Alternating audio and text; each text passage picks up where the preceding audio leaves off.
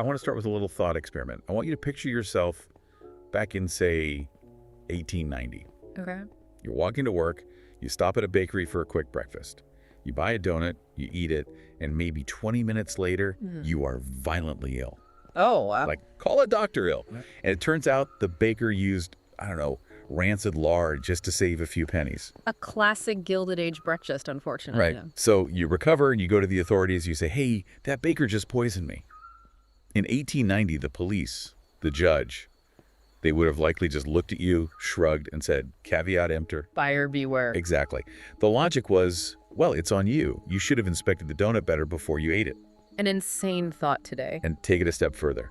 You get to work, let's say, at a textile mill. You're standing next to this huge unguarded loom. A gear snaps, flies off, and it just smashes your leg. Oh, man. You can't walk. You can't work. You go to your boss hoping for, some kind of help. His response, tough luck, should have been standing there. It sounds like a dystopian nightmare to us, but that was the actual legal and political reality of the late 19th century. The operating system of the country was laissez-faire, literally let it be. Or hands off. Hands off. And that's really what we're unpacking today in this deep dive. We've got a whole stack of sources here, historical analyses, primary documents, all of it. And we're going to trace exactly how the U.S. government went from that hands-off approach to, to the system we recognize today. It's the story of the progressive era, roughly from 1900 to 1919. It's the moment the federal government stopped being this, distant thing that just delivered mail and collected tariffs and became this massive machinery that inspects your meat, breaks up monopolies, and yes, taxes your income. And it wasn't a smooth ride at all. It's a story of muckraking journalists, accidental presidents, a world war, and a whole lot of social unrest. So let's set the stage. The year 1900, what's the vibe? The vibe is extreme inequality.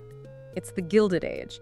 On one hand, you've got industrial titans like Carnegie and Rockefeller making fortunes that would make today's billionaires blush.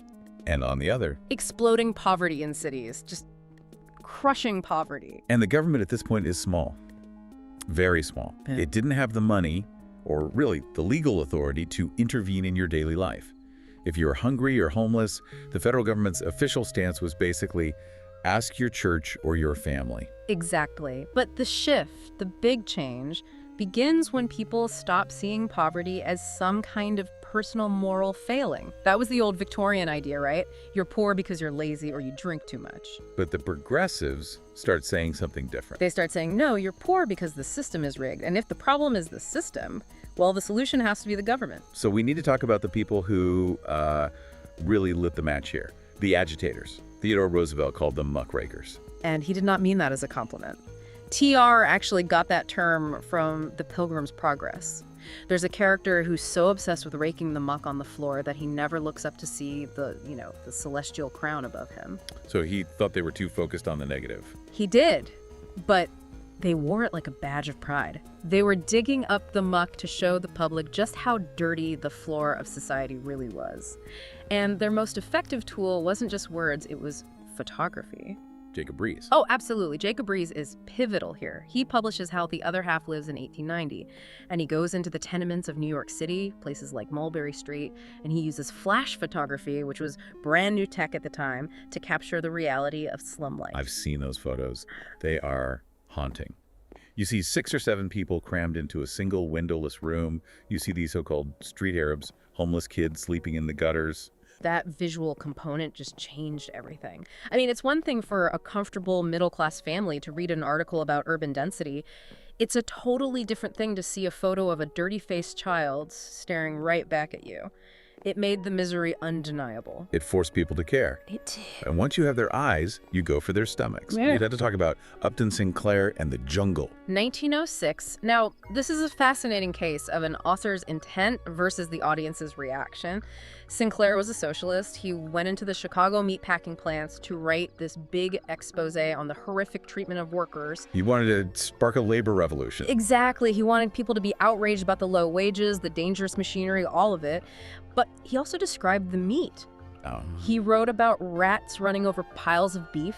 He described how they would put out poison bread to kill the rats and then just shovel the dead rats, the poison bread, and the meat all into the sausage hoppers together. That is just horrifying. And Sinclair famously said later, I aimed at the public's heart, and by accident I hit it in the stomach. because people didn't read that and think, oh, we need to save the workers. They thought, oh my God, I just ate a sausage for breakfast.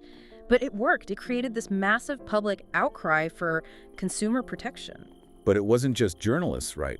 There were people doing the work on the ground, the social reformers. Jane Addams is the big name there. The mother of social work. Absolutely. She founded Hull House in Chicago. This was part of the settlement house movement. And the idea was brilliant.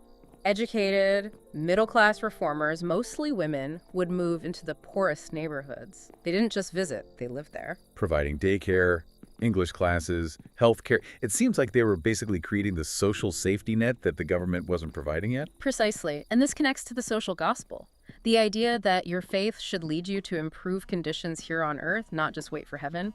But here's the key aha moment. Jane Addams and her team treated Hull House like a laboratory. They collected data, they ran studies, they proved that better sanitation reduced disease, they proved that keeping kids out of factories and putting them in schools reduced crime. So they created the blueprint. They did. They showed that these policies worked on a local level, which gave politicians the ammunition they needed to push for them on a federal level. Which brings us to the politician who really dragged the presidency into the 20th century, Theodore Roosevelt. TR. The accidental president. Yeah, being vice president was usually a dead-end job. Party bosses put TR there to shut him up because he was causing so much trouble as the governor of New York. Then McKinley gets assassinated in 1901, and suddenly the cowboy is running the show. And he fundamentally changes the job description. His philosophy was the square deal. And pay attention to the nuance there. He didn't promise everyone a winning hand. Just that the cards wouldn't be stacked against you. Exactly, a fair start. That's what he believed the government owed its citizens. And the biggest test of this philosophy comes with the anthracite coal strike in 1902. This feels like the turning point for labor relations in the U.S. It was huge. Winter was coming. The whole country ran on coal. If the mines stayed shut, people were going to freeze to death. Historically, a president would just send in the army to crush the strike and side with the owners. Which is what the coal barons assumed TR would do. They did. But instead, Roosevelt invites both sides to the White House to talk. Which in itself legitimized the union, something the owners hated. They hated it. And when the owners refused to negotiate, TR played his trump card. He threatened to send in the army, yes, but not to break the strike. He threatened to have the army seize the mines and run them with federal troops. That is a massive flex of federal power. He was basically saying, the public interest is more important than your private property rights. And it worked. He forced a compromise. And with that, he established the government as a neutral arbiter, not just a hired gun for corporations. And speaking of corporations, this is where he gets that famous nickname, Trust Buster. Right. He uses the Sherman Antitrust Act to go after monopolies like Northern Securities and Standard Oil. But he wasn't anti-business. He made a distinction between good trusts, which were efficient and lowered prices, and bad trusts, which gouged consumers. And we can't skip the direct response to Upton Sinclair. TR reads the jungle, probably throws his breakfast out the window, and then pushes for legislation. That's where we get the Meat Inspection Act and the Pure Food and Drug Act of 1906. This is the birth of the FDA. Yeah. This is the moment the government finally says, actually, you don't have the right to sell people poisoned donuts. And finally, with TR, his personal passion, conservation. The man loved the outdoors. He set aside 150 national forests, 5 national parks. But the progressive idea here wasn't just preservation like putting nature in a glass case. It was conservation, meaning regulated use, land of many uses. Saving resources for the future. Exactly. So lumber companies couldn't just strip mine the entire continent in a decade. So TR sets the stage.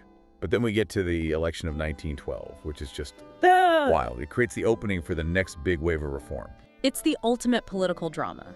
TR leaves office, he comes back, he decides he hates how his successor, Taft, is running things, and he tries to get the nomination back. The Republicans say no. So TR storms out and forms his own party, the Progressive Party, the Bull Moose Party. Because he said he was as fit as a bull moose. Exactly. So you've got Taft the Republican, TR the Progressive, and Woodrow Wilson the Democrat.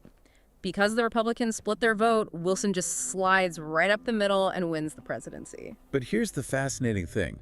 Progressivism won either way. Wilson called his plan the New Freedom. TR called his the New Nationalism.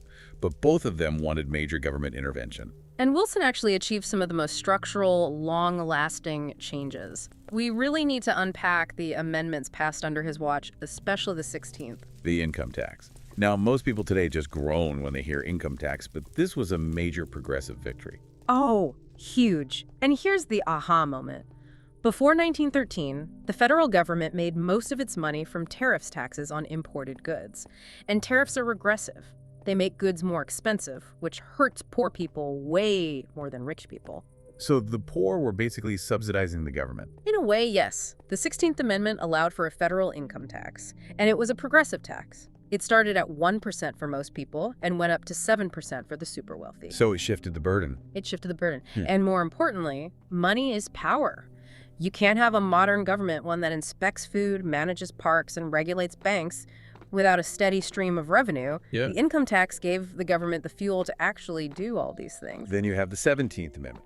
Direct election of senators, taking power away from the smoky backrooms where party bosses picked senators and giving it directly to the voters. And Wilson also tackles the economy, right, with the Federal Reserve. Think of the Federal Reserve as the mechanic for the American economy. Before 1913, the economy would, overheat with inflation or just stall out in panics, and there was no one at the wheel.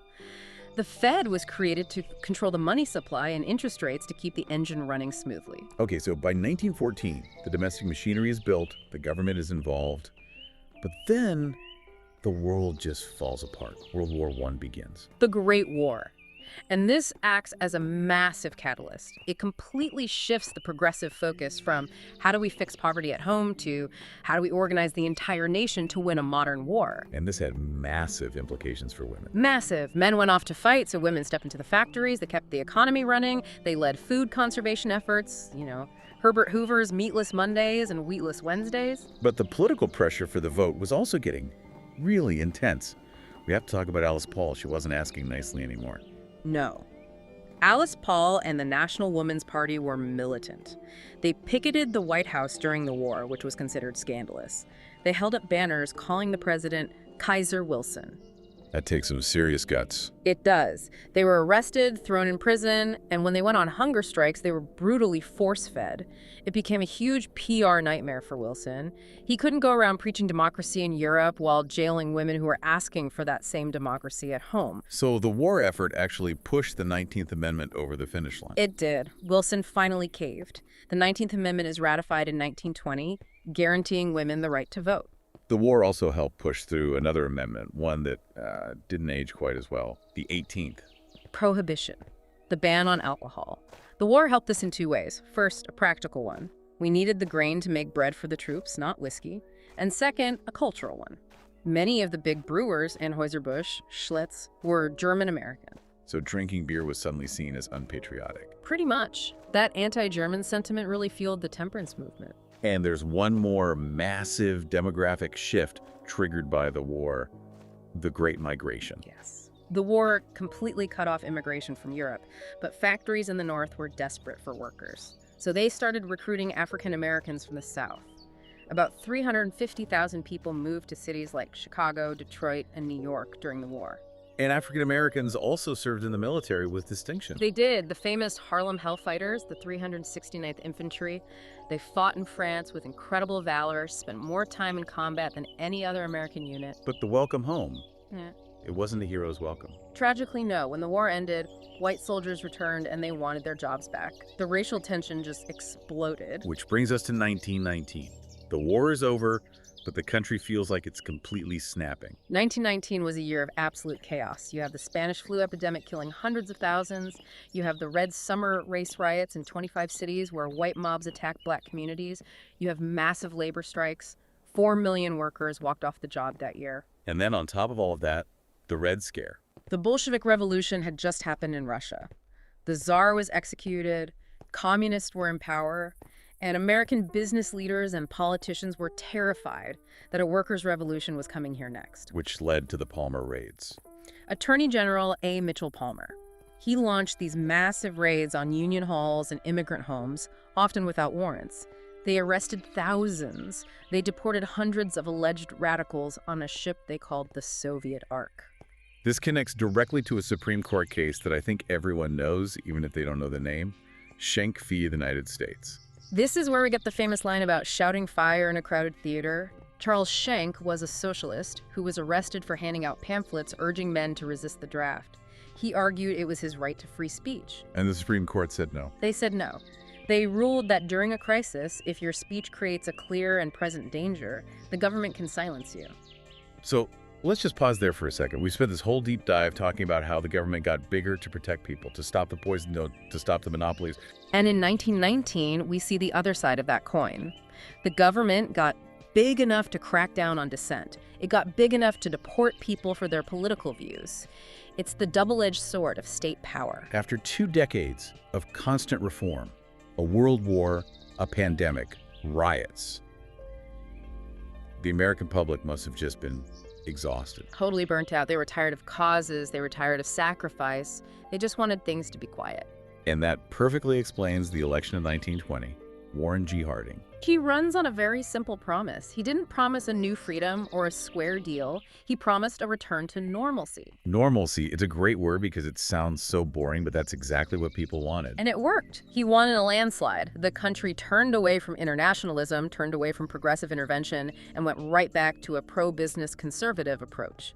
The era of the Progressive Crusade was over. So let's bring this all together. We started this whole conversation with the poisoned donut being your problem and the broken leg being your bad luck. And we ended up, just 20 years later, with a federal government that regulated your food, inspected your workplace, taxed your income, managed the entire banking system, and preserved national parks. So why does this matter to the person listening right now?